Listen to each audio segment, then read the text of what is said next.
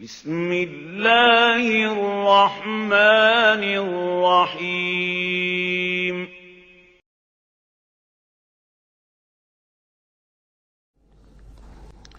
اس کے بعد وہ آیت آ رہی ہے جو قرآن حکیم کی عظیم ترین آیت ہے، تضروع فرمان نبوی صلی اللہ علیہ وسلم، آیت الکرسی۔ اس کا تو نام بھی چونکہ معروف ہے، میں نے جو آپ کو بڑے بڑے حکمت کے موتی اور بڑے بڑے پھول آپ کو گنوائے ہیں، آیت الآیات، آیت البر، آیت الاختلاف، اور اب یہ ہے آیت الکرسی، توحید کے عظیم ترین خزانوں میں سے ہے۔ ہی سیدۃ آیات القرآن، حضور نے فرمایا یہ تمام آیات قرآنی کی سردار ہے۔ جس طریقے سے آیت بر اور سورۃ العصر میں ایک نسبت ہے کہ ہدایت اور نجات کی شرائط ساری کی ساری ایک چھوٹی سی صورت میں اللہ نے جمع کر دی، والعصر ان الانسان لفی خسر الا الذین آمنوا وعملوا الصالحات وتواصوا بالحق وتواصوا بالصبر، لیکن اس کی تفصیل ایک آیت میں آئی، وہ آیت البر ہے۔ چنانچہ جو منتخب نصاب ہم نے مرتب کیا ہے دعوت قرآن کے لیے، میں پہلا درس سورۃ العصر کا ہے اور دوسرا درس آیت البر کا ہے۔ جو نسبت سورۃ العصر میں ہے کہ وہ سورت ہے، یہ آیت ہے، لیکن اس آیت میں کئی صورتیں نکل سکتی ہیں حجم کے اعتبار سے سورۃ العصر کے برابر۔ یہی نسبت ہے سورہ اخلاص میں، 4 آیتیں، توحید کا عظیم ترین خزانہ، اور یہ آیت الکرسی، یہ آیت ہے۔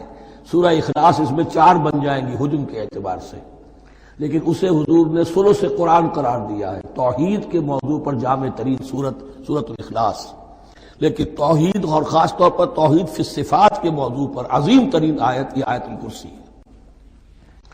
اللہ لا الہ الا ہو، اللہ وہ معبود برحق ہے جس کے سوا کوئی الہ نہیں، بڑا کیٹیگوریکل۔ الحی القیوم، وہ زندہ ہے از خود اور باخود، اس کی زندگی مستعار نہیں ہے۔ وہ جو کہا ہے کہ مانگ کے لائے تھے 4 دن، 2 آرزو میں کٹ گئے، 2 انتظار میں، عمر دراز مانگ کے لائے تھے۔ اللہ کی زندگی ہے، اس کی از خود زندگی کسی کی دی ہوئی نہیں، اور اس زندگی میں کوئی ضعف نہیں، کوئی کمزوری نہیں، کوئی احتیاج نہیں، آگے آ جائے گا، نہ اسے نیند آتی ہے نہ اونگ آتی ہے۔ قیوم، خود اپنی جگہ وہ زندہ جاوید ہستی ہے، اور باقی ہر شے کا وجود اس کے حکم سے قائم ہے، کوئی شے قائم نہیں ہے بغیر اس کے اذن کے۔ تو گویا کہ احد اور الصمد، اللہ اپنی جگہ احد، لیکن باقی پوری کائنات کے لیے صمد ہے، جو سورہ اخلاص میں 2 الفاظ آئے ہیں، قل هو اللہ احد اللہ الصمد۔ اللہ حی ہے اور قیوم ہے، لا تاخذہ سنۃ ولا نوم، اس پر غالب نہیں ہو سکتی نہ نیند نہ اونگ۔ لہو ما فی السماوات و ما فی الارض، آسمانوں اور زمین میں جو کچھ ہے اسی کا ہے، ملکیت تامہ، ملکیت حقیقی اس کی ہے۔ من ذا الذی یشفع عندہ الا باذنہ، کون ہے وہ جو شفاعت کر سکے اس کے پاس مگر اس کی اجازت سے۔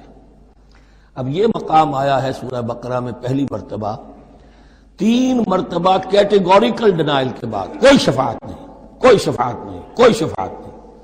یہاں بھی جو انداز ہے بہت ہی جلالی انداز ہے، منظر ندی، کس کی یہ حیثیت ہے، کس کا یہ مقام ہے، کس کو یہ زور حاصل ہے کہ وہ اپنے اختیار کے بل پر، جو اپنی حیثیت کی بنیاد پر شفاعت کر سکے؟ ہاں، جس کے لیے اللہ اجازت دے دے۔ استثناء کے ساتھ شفاعت کا یہاں پر پہلی مرتبہ آیا، ورنہ سورہ بقرہ کے 6 رکوع کی دوسری آیت، اتقوا یوما لا تجزی نفس عن نفس شیئا ولا یقبل منها شفاعۃ ولا یؤخذ منها عدل ولا هم ينصرون۔ 15 رکوع کی دوسری آیت، واتقوا یوما لا تجزی نفس عن نفس شیئا ولا یقبل منها عدل ولا تنفعها شفاعۃ ولا هم ينصرون۔ اور اب اس سے پہلے کی آیت میں آ چکا ہے ولا شفاعہ، کوئی شفاعت مفید نہیں ہوگی، لیکن یہ کہ اس میں ایک استثناء ہے۔ اب یہ ذرا باریک مسئلہ ہے کہ شفاعت حقہ کیا ہے، شفاعت باطلہ کیا ہے، تو دورہ ترجمہ قرآن میں اتنی تفاصیل کے ساتھ بحث نہیں کی جا سکتی، وہ ایک علیحدہ موضوع ہے۔ حال ہی میں نے اس پر اپنے درس ریکارڈ کرا دیے ہیں۔ یعلم ما بین ایدیہم وما خلفہم، وہ جانتا ہے جو کچھ ان کے سامنے اور جو اس کو پیچھے ہے۔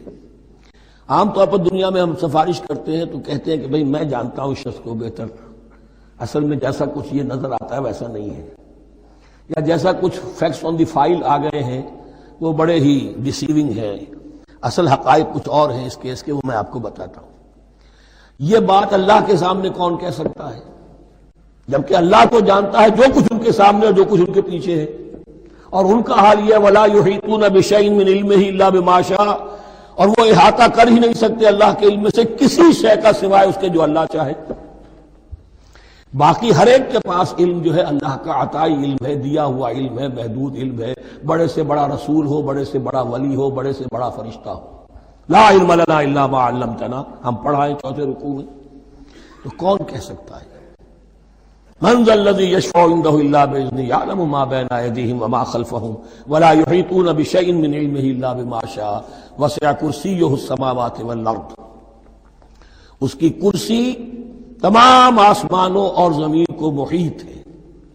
اب کرسی کے دو مفہوم یہاں ہو سکتے ہیں، ایک تو یہ کہ اس سے جو معنی مراد ہے یعنی اس کا اقتدار، اس کی قدرت، اس کا جبر، اس کا اختیار، یہ اتھارٹی پوری کائنات کو۔ ایک یہ بھی ہو سکتا ہے کہ اللہ تعالیٰ کے لیے ہم نہیں جان سکتے، یہ آیات متشابہات میں سے ہے کہ کوئی شے بھی ہو واقعتاً جس کو ہم اسے کرسی کہہ سکیں، عرش، کرسی، ان سب کے بارے میں یہ دونوں باتیں ذہن میں رکھیے۔ یہ بھی ہو سکتا ہے کہ ان کی کوئی مجسم حقیقت ہو جو ہمارے ذہن سے، ہمارے تخیل سے ماورا ہے، اور یہ بھی ہو سکتا ہے اس سے استعارہ مراد ہو۔ اس کا اقتدار و اختیار آسمانوں اور زمین پر چھایا ہوا ہے۔ ولا یؤودہ حفظہما، اور اسے تکان طاری نہیں ہوتی، اس پر گراں نہیں گزرتا ان دونوں کا تھامنا، ان دونوں کی حفاظت، آسمانوں کی اور زمین کی۔ وہو العلی العظیم، اور وہ العلی ہے، بلند و بالا، اور عظیم ہے، بڑی عظمت والا۔